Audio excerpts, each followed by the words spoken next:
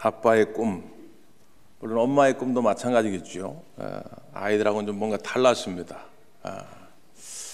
일제치하의 이용렬이라고 하는 청년이 일본에 가서 음악을 공부하는데 피아노를 갖고 싶은데 돈이 없어서 엄마한테 편지해서 피아노 좀 사게 돈 좀 붙여달라고 그러니까 이 엄마가 가난한 사정에도 불구하고 매일 허리가 구부러지도록 솔방울을 주워 모아가지고 돈 당시 거금 400원을 보내줍니다. 그 400원 가지고 피아노 사는데 보태가지고 그 피아노를 부둥켜 안고 펑펑 울면서 작시한 곡이 뭐냐면 아까 우리가 불렀던 어머니의 마음이라고 하는 그런 노래예요. 1절은 아까 우리가 다 같이 불렀지요. 나실제 괴로움. 근데 그 3절 가사에 보면 3절은 이렇게 됩니다. 사람의 마음 속엔 온 가지 소원, 어머님의 마음 속에 오직 한 가지, 아낌없이 일생을 자식 위하여 살과 뼈를 깎아서 바치는 마음, 인간의 그 무엇이 거룩하리요 어버이의 사랑은 그지없어라. 이렇게 되어 있습니다. 사람의 마음 속엔 온 가지 소원, 다양한 소원이 있다는 거죠. 나를 위해서. 그런데 오직 엄마의 꿈, 아빠의 꿈은 한 가지밖에 없습니다. 그건 뭐냐? 내 자식 잘 되길 바라는 거. 이게 우리 부모의 마음 아니겠습니까? 그것이 아빠의 꿈이었고 그것이 엄마의 꿈이었는데 우리는 과연 그 엄마 아빠의 마음을 헤아리며 살고 있습니까? 조영경이라고 하는 분이 쓴 글 가운데 효도별곡이라고 하는 글이 있는데 거기에 그런 일화가 소개되어 있어요. 어떤 만두집 사장 부인 내외가 특이한 일을 경험한 것을 소개한 건데 매주 수요일 날 오후 3시가 되면 할아버지 할머니가 와서 만두를 드시고 합니다. 그런데 이 두 분의 관계가 묘해요. 부부라면 마땅히 늘 같이 들어올 텐데 같이 들어온 일이 거의 없어요. 항상 할아버지가 와서 30분 전, 1시간 전부터 기다리고 또 어떨 때는 할머니가 와서 기다리고 그리고 와가지고는 막 재미있게 웃고 떠드는 게 아니라 그저 눈물만 뚝뚝 떨어뜨리다가 서로 하염없이 쳐다만 보다 또 만두도 먹는 둥 마는 둥 하다가 돌아가고 그럽니다. 그러니까 이 만두집 내가 궁금한 거죠. 그 자기들끼리 스스로 생각하기를 아마도 저 두 사람은 첫사랑의 관계일 거다. 지금은 같이 살지 못하지만 첫사랑을 잊지 못해가지고 저렇게 가끔 만나서 얼굴만 쳐다보다 가는 거 아닐까 추측한 겁니다. 그런데 어느 날 그날따라 유난히 할머니가 너무 기운이 없어 보여요. 그래서 이제 할아버지가 만두를 겨우 이제 먹여드리고 집에 갈 때도 부축해서 가고 간 겁니다. 그리고는 그 이후부터는 이 할아버지 할머니 모습이 보이지 않는 거예요. 너무 궁금하죠. 그런데 2달쯤 지났는데 할아버지가 딱 들어온 것입니다. 그래서 이 만두집 사장네가 너무 반가워서 아이고 할아버지 왜 이렇게 오랜만에 오셨어요? 할머니는 왜 안 오세요? 그랬더니 할머니는 2달 전에 죽었어요. 이렇게 얘기합니다. 할머니 이제 못 옵니다. 그러면서 이 할아버지가 자신들의 사연을 소개하는데 뭐라고 소개하냐면 자기들은 부부가 맞다는 거예요. 근데 너무 형편이 어려워서 거할 집이 없어서 자녀들 집에 얹혀 살게 되는데 큰아들 집에 서울집에 갔더니 왜 나만 아들이냐? 또 다른 아들도 있지 않냐? 그래서 수원에 사는 둘째 아들 내 집에 보냈다는 거예요. 그렇게 왔다 갔다 하다가 두 아들이 협상을 했어요. 어차피 다 모시긴 어려우니까 아버지는 큰아들이 모실 테니까 어머니는 둘째 아들이 모셔라. 그래가지고 아버지는 서울에 살고 엄마는 수원에 살게 된 거예요. 일주일에 한 번씩 만두집에서 만나게 되는 겁니다. 참 어이없지요. 물론 자녀들의 형편 어렵지요. 힘들지요. 그럼에도 불구하고 우리가 기억해야 할 것이 하나 있는데 그것이 뭐냐면 부모를 공경하고 효를 다하라고 하는 것은 내 형편과 관계없이 하나님이 우리에게 주시는 거룩한 명령입니다. 마치 총사령관이 쫄병에게 명하여 전진! 그러면 따질 거 없어요. 아이고 내가 지금 감기 몸살이 걸렸는데요. 아이고 내가 다리가 아픈데요. 이런 게 어디 있습니까? 전쟁터에서 사령관이 전진하면 죽을 각오로 가듯이 오늘 부모를 사랑하고 존경하고 공경하라고 하는 것은 하나님의 거룩한 명령인 줄 믿습니다. 내 감정이 흔들려서는 안 되는 거죠. 내 형편이 흔들려서는 안 되는 겁니다. 그래서 오늘 본문 우리가 읽었던 말씀도 아주 매우 강한 어조로 우리에게 말씀하고 있는 것입니다. 뭐라고요? 자, 1절 2절 한 번만 더 읽죠. 1절 2절 시작.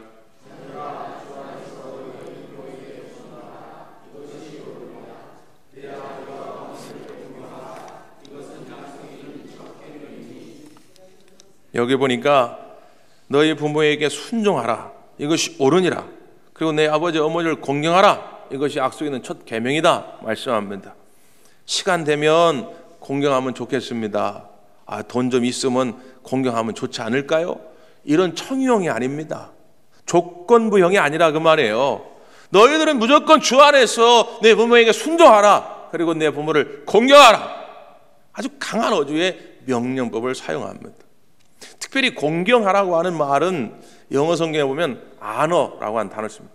우리 지난주에 아너스 카펠라 왔었는데 그때 앞에 그 아너라고 하는 단어, 이게 하나님께 영광을 돌린다 할 때도 그 아너라는 말을 쓰는데, 우리가 honor your father and your mother, 너 부모와 너 부모를 공경하라 할 때 이 honor라는 말도 무슨 뜻이냐면 상대방을 아주 높여드리는 거예요.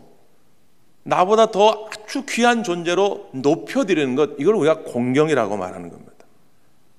우리 아버지 어머니 나이 들어 병들어 가난해, 불쌍해, 불쌍하다고 하는 마음은 공경의 마음이 아니에요. 공경이라고 하는 마음은 나보다 훨씬 존귀한 존재로 여겨드리는 마음. 물론 우리가 나이 들고 그러고 내가 부모보다 더 경제적 능력도 많아지고 지식적인 능력도 많아지고 하다 보면 잘 안 됩니다. 그렇게 안 돼도 성경은 우리에게 명령하고 있는 거예요. 공경해야 된다. 옛날에 아브라함 링컨 대통령이요, 집이 굉장히 어려웠어요. 아버지가 구두 만드는 구두 수선공이었습니다.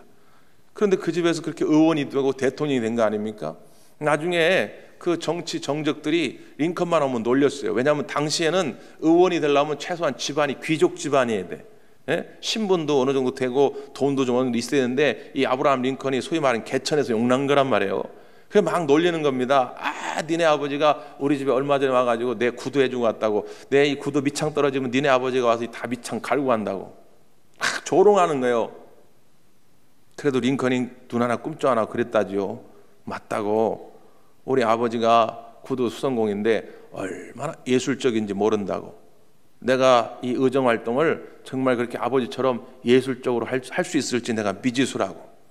여러분도 구두 어디 고장 나면 나한테 가져라고. 내가 어깨 너머로 아버지한테 배운 게 있는데 내가 고쳐주겠다고. 물론 아버지처럼 예술적으로 할지는 모르겠지만 내가 다 고쳐주겠다고.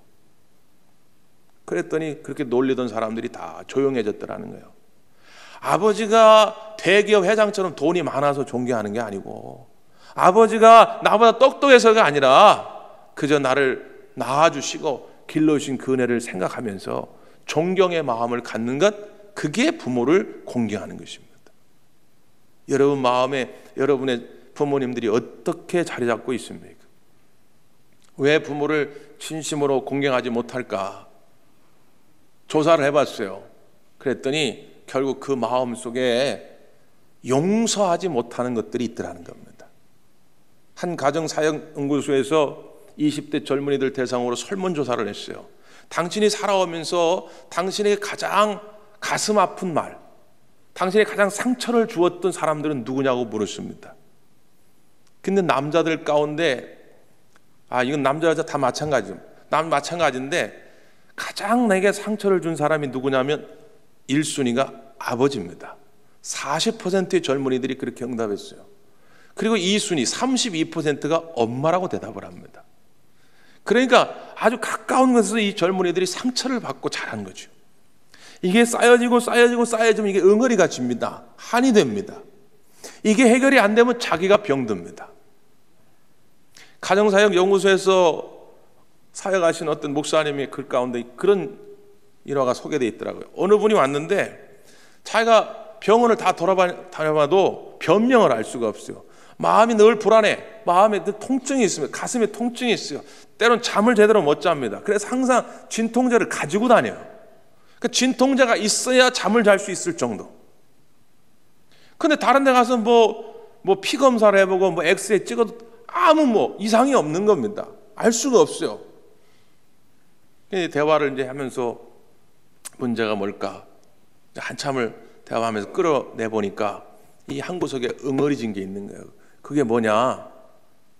이분이 어렸을 적에 자기 오빠들은 아버지가 다 중학교를 보내줬는데 이 자기한테는 야, 뭔 여자가 배워서 뭐 하려고 그래?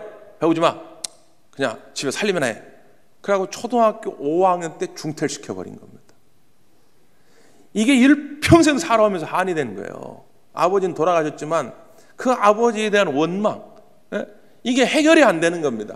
이게 남아있어가지고 이게 병인 거예요. 그래서 이 목사님이 예수 그리스도의 복음을 전하면서 십자가의 복음이라는 게 뭡니까?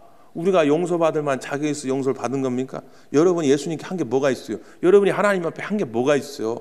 우리는 한 게 없는데 예수님이 나를 위해 죽으신 것입니다. 이게 십자가의 사랑이요, 십자가의 용서 아닙니까?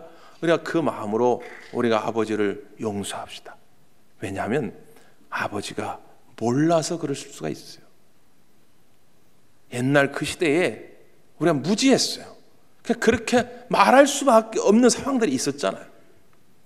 또 하고 싶어도 형편이 안 돼서 못했어요. 요즘 제가 참 둘을 키우는데 애들 둘 키우는데도 돈 들어가는 게 얼마나 많은지 몰라요. 근데 옛날 저희 어머니가 6남매를 키웠어요. 지금보다도 훨씬 적은 사례비를 받으면서. 그러니까 옛날에는 뭐 사다, 옆집에 누구 걔는 뭐 사줬는데 엄마 나는 왜 안 사줘? 그럼 막 마음에 짜증이 나가지고 말이에요. 우리 지금 왜 이런 것도 안 사줘? 그랬는데 지금 돌아보니까 그때 사줄 수 있는 형편이 안 됐어요. 그 없는 돈 가지고 6남매를 어떻게 키웠냐. 이게 기적이에요, 기적. 때로는 우리 시대에 우리 부모님들이 사랑을 표현하고 싶어도 표현하는 방법을 몰랐어요. 어떻게 표현해야 되는지 요즘은요, 요즘 젊은 부모들은 SNS 같은 거, 뭐 카톡이나 페북 막 이런 거 하면서 뭐 애들 사랑한다, 뭐 하트도 보내고 막 그러지만 옛날에 우리 부모님 시대 그런 게 어디 있습니까? 몰라서, 형편이 안 돼서 어쩔 수 없이 그랬을 수 있다 그 말이에요. 여러분 마음에 응어리진 것이 혹시라도 있다면 용서할 수 있기를 바랍니다. 부모를 용서할 때 그 속에서 진짜 공경의 마음이 싹 트게 됩니다. 특별히 오늘 말씀은 뭐라고 소개하냐면 부모를 공경하는 것이 약속 있는 첫 번째 계명이라고 말합니다. 10가지 10계명 중에서 왜 첫 번째 계명이에요? 1부터 4까지는 하나님을 대하야죠. 나 외에 다른 신을 섬기지 마라. 우상을 만들지 마라. 내 이름을 망령되이 일컫지 마라. 안식일을 거룩하게 지켜라. 이 4가지의 계명은 하나님을 향한 계명. 그리고 첫 번째 나오는 사람과의 관계 속에 나오는 계명이 바로 내 부모를 공경하라는 거죠. 그러니까 그 뒤에 살인하지 말라, 간음하지 말라, 도둑질하지 말라, 이웃에게 거짓 증거하지 말라, 이웃의 것을 탐하지 말라. 이 모든 계명은 이 부모를 공경하라는 계명 뒤에 있다는 겁니다. 근데 사람들이 몰라도 한참 몰라요. 나는 살인하지 않는다고, 나는 간음한 적이 없다고, 나는 도둑질한 적이 없다고, 나는 거짓 증거한 적이 없다고, 나는 이웃의 것을 탐한 적이 없다고, 이 정도면 됐지 않냐고 그러면서 부모에게 혀를 다하지 않아요. 그러면서 굉장히 거룩한 성도인 척 말한단 말이죠. 아니라 그 말이에요. 성경은 분명하게 살인하는 것보다, 도둑질하는 것보다, 간음하는 것보다 더 나쁜 자가 있는데 부모에게 혀를 다하지 않는 것이다라고 말합니다. 이게 약속에는 첫 번째 계명입니다. 그래서 하나님께서 이것을 강조하기 위해서 뒤에다가 보너스를 붙여요. 보너스 선물. 살인하지 말라. 출애굽기 20장에 보면 끝입니다. 간음하지 말라. 끝. 그 뒤에 아무것도 없어요. 도둑질하지 말라. 끝. 이웃에게 거짓 증거하지 말라. 끝. 끝입니다. 근데 유일하게 이 5번째 계명, 내 부모를 공경하라. 그리하면 하나님께서 내가 준 땅에서 내 생명이 길리라 약속합니다. 보너스가 주어진다는 거예요. 오늘 본문의 말씀의 표현은 이렇게 됩니다. 3절이요. 한번 더 읽습니다. 시작. 아멘. 네가 잘되고 땅에서 장수하리라. 형통과 장수의 복을 약속합니다. 아브라함이 모리아산에서 아들 이삭을 드릴 때에 아들 이삭은 그 아버지의 믿음을 보고 아버지께 순종한 겁니다. 창세기 22장에 보면 그래서 이삭의 때에 하나님께서 그에게 100배의 축복을 주셨다는 거예요. 여러분, 창세기 22장 전까지는 아브라함의 이야기입니다. 아들 이삭이 뭐 한 게 없어요. 아들 이삭이 무슨 옆에 사는 이웃에게 뭐 쌀 한 톨 꽂았다 그런 얘기가 없어요. 이삭이 한 게 아무것도 없어요. 그런데 이삭이 100배의 축복을 받았다는 거예요. 이삭이 한 유일한 한 가지는 그냥 아버지가 믿음을 가지고 모리아산에서 제물을 드리려고 할 때 그 아버지께 순종한 것뿐입니다. 제가 이 말씀을 여러 번 묵상하면서 이게 도대체 어떻게 이렇게 이루어지는 걸까? 응? 하나님이 제게 준 깨달음이 하나 있는데, 이 일은 하나님이 기뻐하시는 일이기 때문에 그렇습니다. 부모를 잘 섬기는 일은 하나님의 뜻을 이루어드리는 일이기 때문에 하나님께 특별히 뭘 하지 않았는데도 하나님이 그걸 보시면서 너무 기쁜 거예요. 오, 쟤는 내 뜻을 이루어주는구나. 부모를 잘 섬기는 것이 내 뜻인데 내 뜻을 잘 이루어주는구나. 내가 가만히 있을 수 없지. 그래서 하나님이 축복의 보따리를 푸는 것입니다. 또 하나 제가 곰곰이 생각해 봤어요. 이게 어떻게 이 말씀이 이루어질까 생각해 봤더니, 내가 부모에게 효를 다 하잖아요. 그럼 내 자식이 그걸 보고 본받습니다. 내 자식이 내가 내 부모에게 하는 걸 보고 본받고 나중에 내 자식이 나한테 효를 다하죠. 그런 가문은 잘 될 수밖에 없습니다. 안 될래야 안 될 수가 없어요. 아, 그렇구나. 효라고 하는 것이, 부모를 공경하는 것이 가문의 유업으로 잘 이어가면 하나님을 기쁘게 하는 것들이 잘 이어져 가게 되고, 그러다 보니까 하나님이 주시는 복이 이어져 가게 되는구나. 제가 이걸 깨달았어요. 사랑하는 성도 여러분, 오늘 이 하나님의 말씀을 하나님 주시는 분명한 약속으로 여러분 믿으시기를 바랍니다. 부모를 잘 공경하는 자에게 오늘 네가 이 땅에서 잘 되고 장수의 복을 주시겠다고 약속합니다. 무엇보다도 여러분, 우리 부모님이 가장 좋아하실 것은 뭐겠습니까? 더 이상 질병이 없고, 특별히 노년의 제일 큰 고통이 고독입니다. 더 이상 혼자 있기 싫어요. 더 이상 홀로가 아니고, 더 이상 눈물 흘리고 싶지 않은 그 하나님의 나라 천국을 기업으로 얻는 것이 부모님에게 가장 좋은 선물입니다. 여러분의 부모님 혹시라도 아직 살아계시다면, 아직 예수님을 영접하지 못했다면 이번 한 주간 눈물로 기도하세요. 그리고 무슨 일이 있어도 가서 부모님에게 이 예수 그리스도의 복음을 전하시길 바랍니다. 그래서 천국 티켓을 드리는 것이 가장 좋은 선물을 드리는 거예요. 그래서 저 주님의 나라에서 우리 부모님과 함께 영원한 사랑을 나눌 수 있게 되기를 간절히 바랍니다. 기도하겠습니다.